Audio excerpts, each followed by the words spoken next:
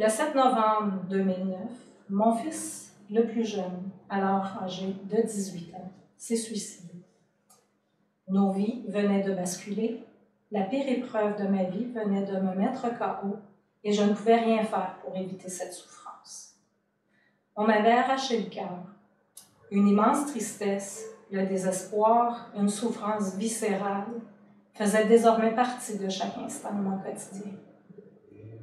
La culpabilité, le non-sens, l'incompréhension, l'impuissance, l'injustice, la colère, l'incroyable douleur, la peine et j'en passe, étaient présents en tout temps. Mais que s'était-il passé?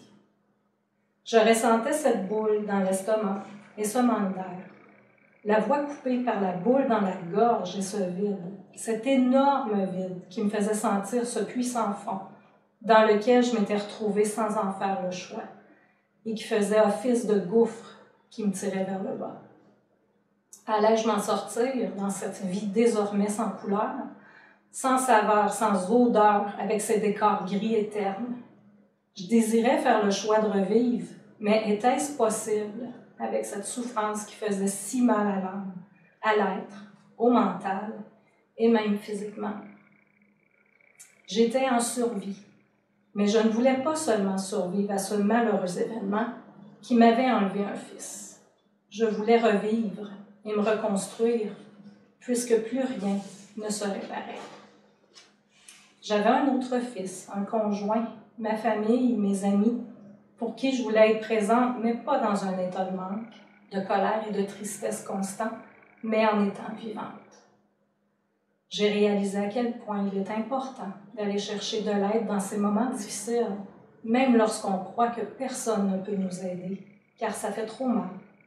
On est perdu et que nous sommes persuadés que personne ne pourra comprendre. C'est important d'y aller car ça fait toute la différence. Cet accompagnement est inestimable et essentiel à ce parcours chaotique et difficile. J'ai donc choisi de profiter de toute l'aide qui se présentait à moi, dont celui de l'organisme Je Vis. Dans l'urgence de la situation, mon conjoint avait communiqué avec l'organisme et nous avions fait une rencontre familiale, mon conjoint, mon fils aîné et moi. À la lumière de cette rencontre, j'ai choisi de poursuivre les rencontres en individuel. J'ai aussi choisi de vivre. Ce fut un soutien et une guidance incroyables. À chaque rencontre, je me demandais en m'y rendant pourquoi j'y allais. Qu'est-ce que cela pouvait m'apporter de plus étant donné mon état? Mais j'y allais quand même, lorsque je repartais. Je remerciais la vie d'avoir choisi cette voie. J'avais un soutien, une écoute de qualité et adaptée à mon besoin, la guidance d'une personne professionnelle, d'expérience et bienveillante, qui était là pour mon bien et ça fonctionnait. On allait à mon rythme, qui était désormais d'une lenteur incroyable. La vie continuait sans moi et je me sentais complètement décalée. Mes seules activités dans la première année étaient d'aller au travail, de me rendre à mes rendez-vous et revenir chez moi pour me reposer n'ayant plus d'énergie. Au fil des rencontres, je faisais des pas, un pas à la fois, et tranquillement, un petit éclat à la fois, je me suis sentie revivre. J'ai appris à me reconnecter intérieurement afin de permettre le processus de guérison, de me reconnaître et de me reconstruire une étape à la fois. J'avais choisi la vie. Cette démarche et cet accompagnement m'ont aidé à comprendre les étapes que je vivais, à apprendre à apprivoiser ma nouvelle réalité, à tenter de mettre des mots sur l'incompréhensible du geste de mon fils et que mon fils a connu, de tenter de mettre des mots sur la souffrance qui l'accablait sans pour autant savoir concrètement, puisque nous ne saurons jamais, d'apprendre à respecter et accepter l'inconcevable, à comprendre comment je me sentais et mes réactions, à reconnaître les outils que nous possédons et dont j'avais besoin pour vivre ce deuil, pour accepter de poursuivre ma vie sans comprendre, sans mon fils adoré, mais en paix. Je fais ce témoignage aujourd'hui en guise d'espoir. Il est essentiel de reconnaître et de soutenir l'organisme Je Vis, qui offre le soutien et des programmes de prévention du suicide entièrement adaptés et surtout essentiels pour aider les gens suicidaires, mais également pour ceux en deuil par le suicide. Quel service précieux et complet ils offrent.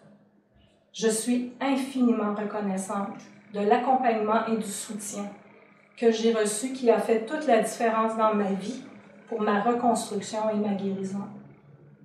On peut guérir de la souffrance. La réalité est que nous ressentons parfois la tristesse, la nostalgie avec des souvenirs qui refont surface. Je n'oublierai jamais cet être merveilleux qui était mon fils. Mais il est possible de vivre une vie sans cette souffrance viscérale et ce gouffre sans fond. De laisser l'événement être un événement dans notre vie et non lui laisser prendre possession de notre vie. Nous ne sommes pas l'expérience. Nous nous servons de cette expérience comme tremplin. Oui, c'est possible et c'est pourquoi je vous dis acceptez l'aide qui s'offre à vous afin de vous en sortir et vous découvrir. C'est le plus beau cadeau de vie que nous pouvons vous faire. Je souhaite vous offrir un message d'espoir. Non pas une illusion du bonheur à tout prix, mais une réalité au fait que la vie est précieuse et que nous comptons tous pour quelqu'un. Il est possible de découvrir le bien-être suite à une expérience terrible. Je remercie, je vis. Je remercie la vie. Merci.